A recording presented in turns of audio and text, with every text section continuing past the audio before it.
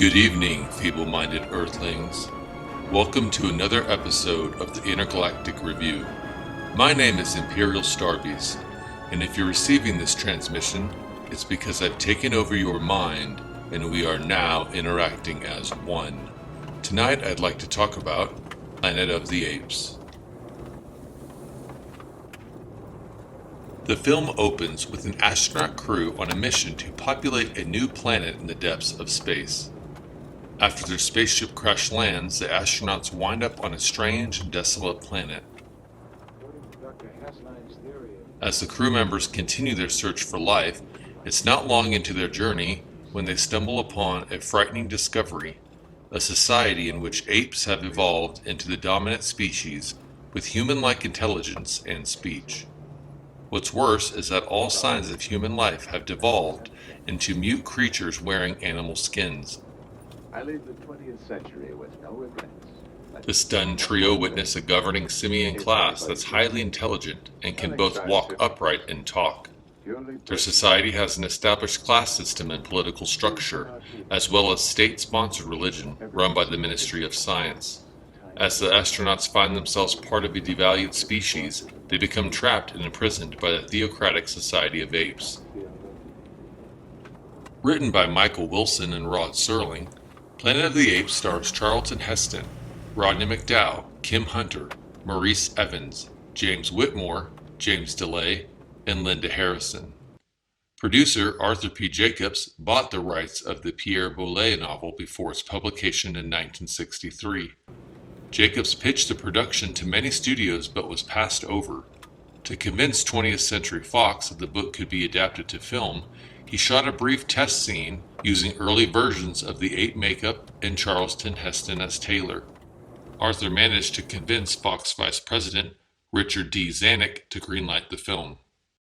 Upon the recommendation of Charlton Heston, the film's producer Arthur P. Jacobs chose Franklin J. Schaffner to direct the film.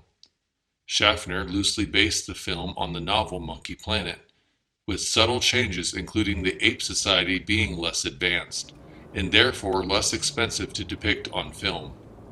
The film was met with critical acclaim and is widely regarded as a classic. Planet of the Apes has received particular attention among film critics for its treatment of racial issues, Cold War, and animal rights.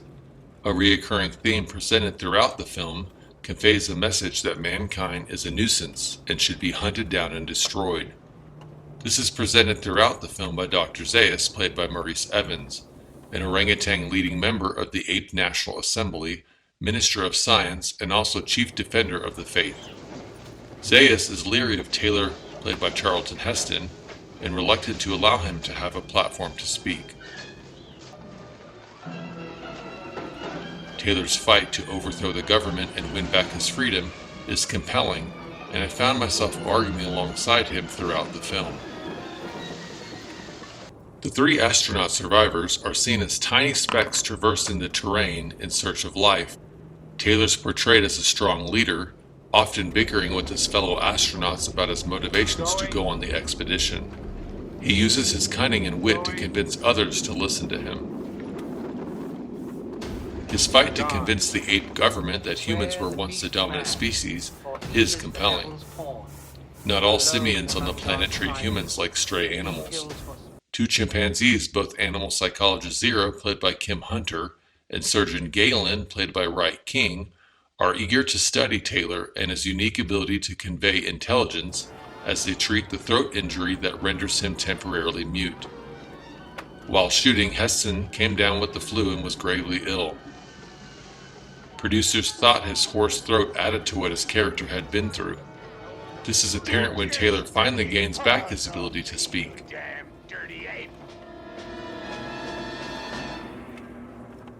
The film's writing really shines through the controversial dialogue between Taylor and Zira. The two play well off each other and really convince you of the dire consequences each face if they continue to engage one another. The audience is led to a state of awakening through the eyes of Zira and her fiancé Cornelius, played by Rodney McDowell. Both are eager to uncover the truth as they find themselves at odds with the government authorities. Nova, played by Linda Harrison, is paired with Taylor as a cellmate while locked up in the lab. At the time, Linda was the girlfriend of studio chief Richard D. Zanuck. Unfortunately, her attempt to portray a developed human being with animal instincts comes across as silly.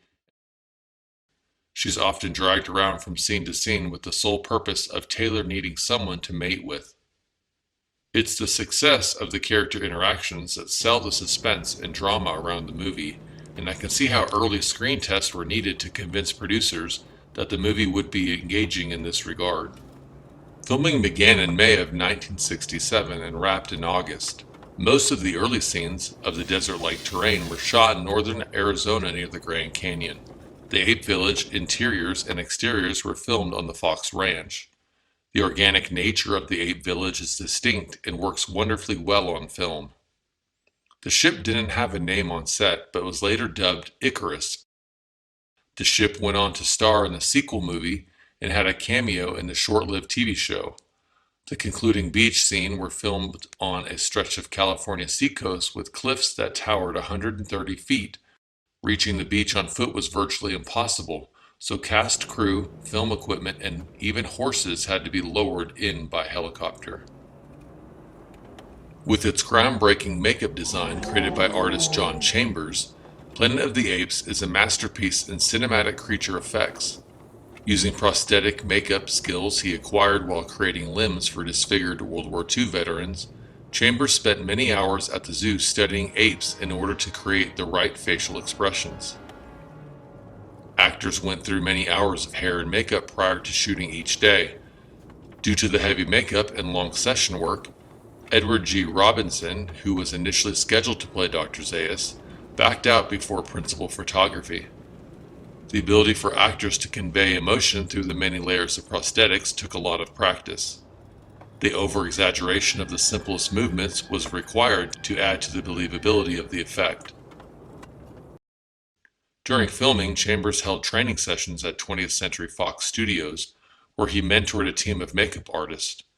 After months of shooting in the hot California desert, the actors were so affected by the special effects makeup that subconsciously they segregated themselves during lunch breaks among like species.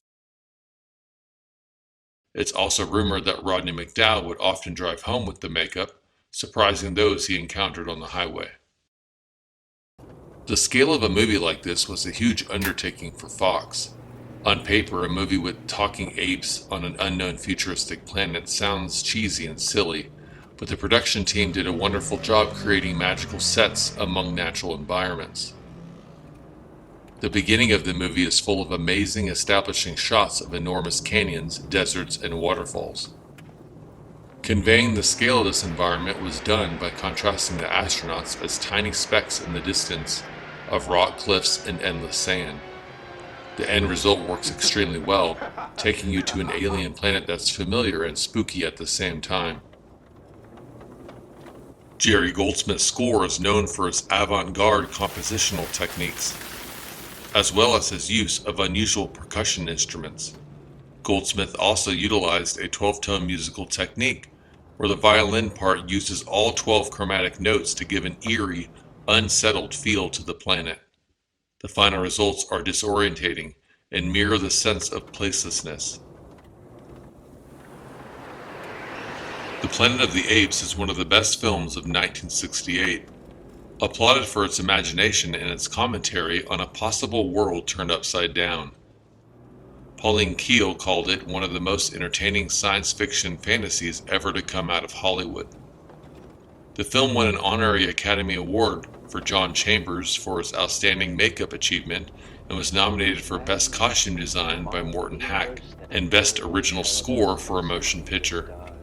Launching a film franchise, The Planet of the Apes spawned 4 sequels, a short-lived television show, an animated series, comic books, and various merchandising. In particular, Rodney McDowall had a long-running relationship with the series, appearing in 4 of the original 5 films. At the time of filming, Linda Harrison went on to star in the first sequel, Beneath the Planet of the Apes, and had a cameo in Tim Burton's remake more than 30 years later. The bizarre world of the Planet of the Apes captures your imagination. and draws you into the drama and suspense of one man's attempt to make sense of the strange planet he's landed on. With its weighty and complex themes, the Planet of the Apes successfully pulls off a fresh and fun movie experience that only gets better over time. This film has cast a huge shadow of influence on the sci-fi movie genre and has proved the interest in science fiction beyond TV morning serials. For these reasons, I'm giving Planet of the Apes an A.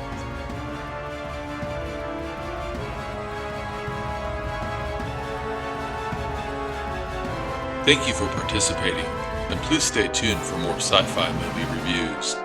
Until then, drop me a comment below and tell me why you love or hate the Planet of the Apes. As always, like, comment, and subscribe, because this transmission may be the only one you hear from space.